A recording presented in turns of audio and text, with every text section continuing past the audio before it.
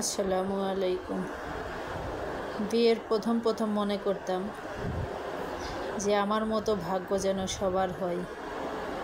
এত সুখী, এত আদর, ভালোবাসা, এত যত্ন, মাশাআল্লাহ, আলহামদুলিল্লাহ। বিয়ের মাসখানেক পরেই আমার জীবনটা আস্তে আস্তে পাল্টাতে থাকে।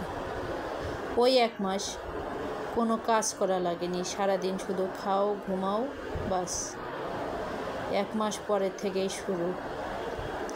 কাজ করো, রান্না করো, ঘর দরজা পরিষ্কার করো, কাপড় চোপড় ধোও, এমনকি শ্বশুর শাশুড়ি দেওর সবার কাপড় চোপড় ধোয়ার, পুরো বাড়ি পরিষ্কার করা, রান্না করা। এক মাস পরে মনে হলো যে আমার বিয়ে হয়তো 10-15 বছর আগেই হয়ে গেছে। এমন একটা অবস্থায় পড়ে গেলাম।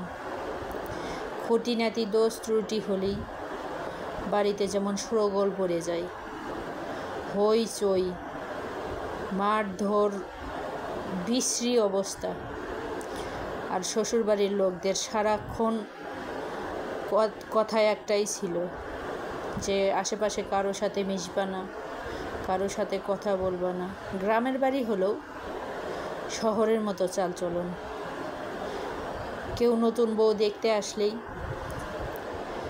উঠান থেকেই দেখে চলে যেত, ঘরে বসতে পারতো না, বা একান্তই নতুন বউয়ের সাথে কেউ কথাও বলতে পারতো না। শাশুড়ি যেমন দূর দূর করে তাড়ায় দিত, এরকম ব্যবহার করত। বুঝতাম না, ছোট মানুষ, বয়সও অল্প, কিন্তু এমন আচরণে কোনোদিন অভিজ্ঞতাও ছিল না। সামান্য দোষ ত্রুটি মেয়ের কাছে যায় ফোন, মেয়েকে বলে, মেয়ে আবার ভাইয়ের কাছে বলে, তোর বউকে শাসন করিস না, আমার মায়ের সাথে এটা করে ওটা করে, সারাদিন খ্যাস করে।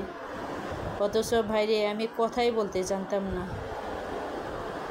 আস্তে আস্তে এমন পরিস্থিতির সৃষ্টি করলো যে আমার খাওয়া দাওয়ারও ঠিক মতো দিত না।